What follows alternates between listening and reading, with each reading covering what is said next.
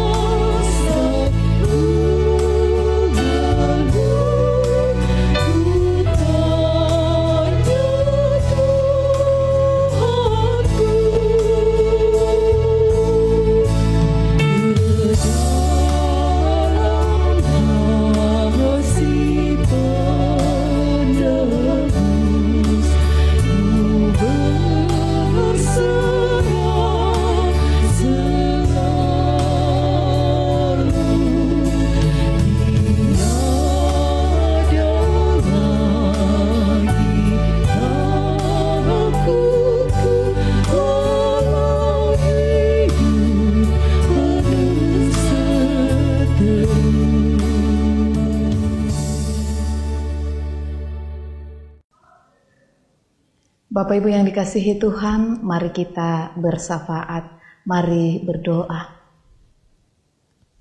Kembali kami datang kepadamu dalam nada syukur dan pujian Tuhan.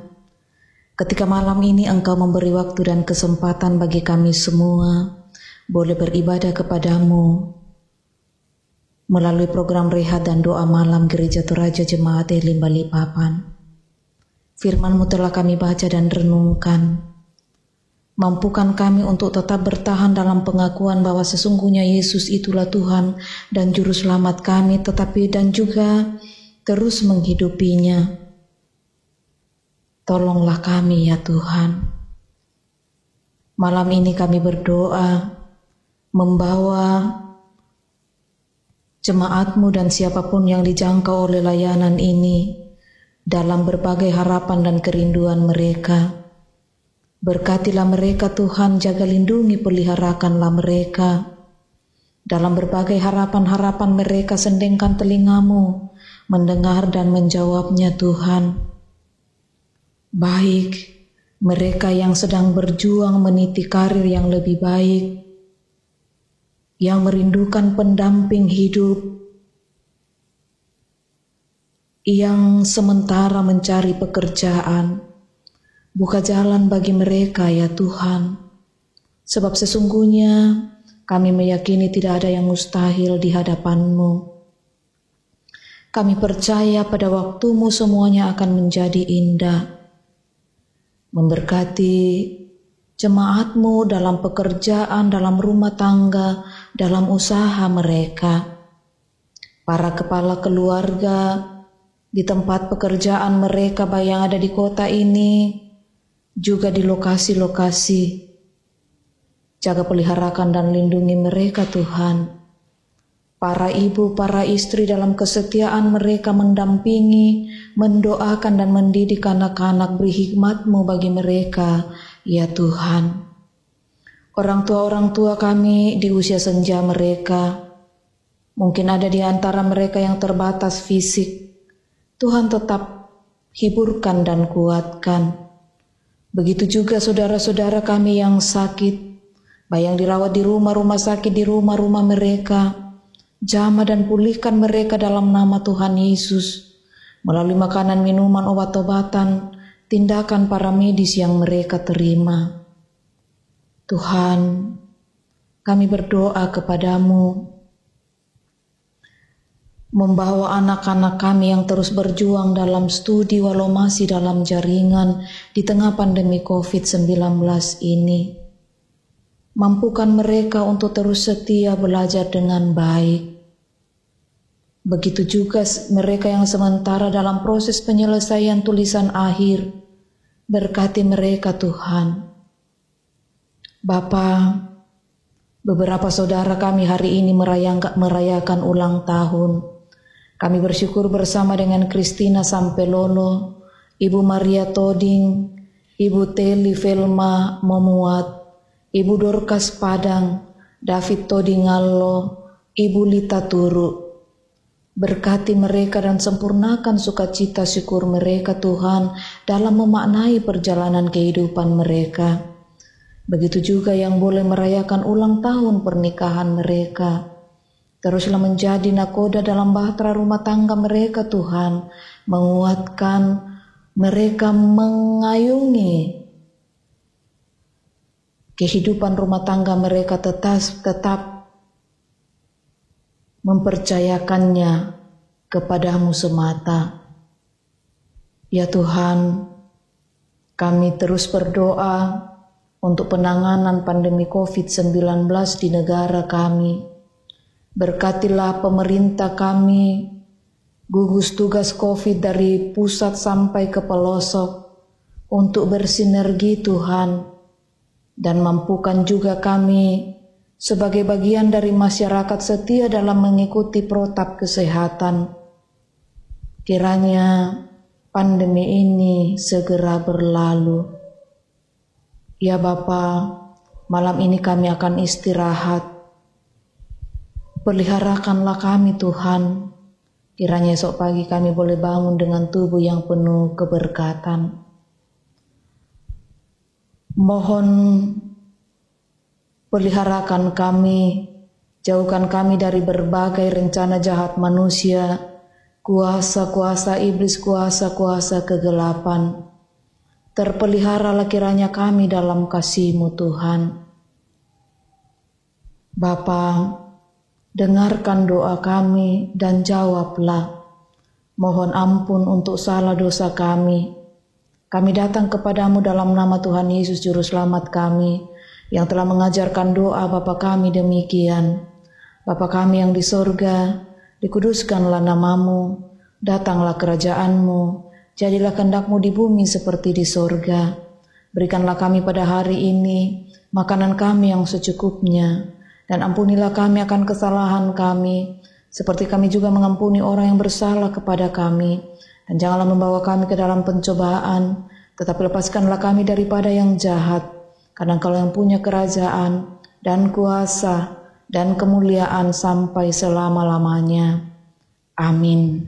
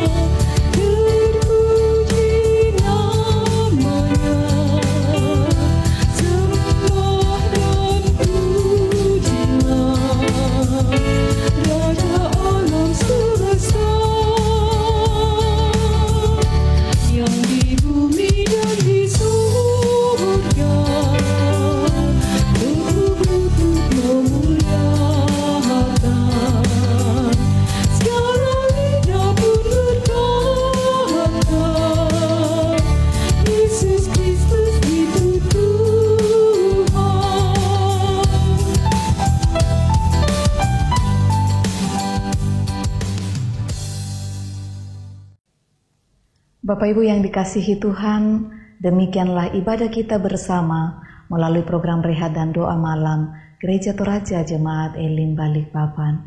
Tuhan memberkati.